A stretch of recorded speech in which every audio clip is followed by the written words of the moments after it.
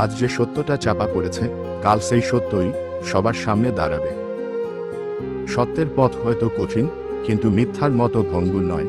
সময় লাগতে পারে, মানুষ ভুল বুঝতে পারে, তবুও সত্য একদিন নিজের পরিচয় ঠিকই প্রকাশ করে।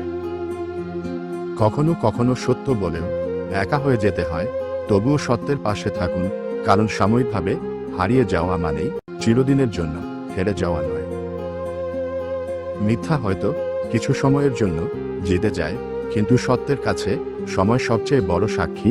তাই অন্যায়ের সামনে ভেঙে পড়বেন না, ধৈর্য ধরুন। যারা আজ আপনার সত্যকে বিশ্বাস করছে না, তাদের বোঝানোর জন্য নিজেকে বারবার ছোট করবেন না।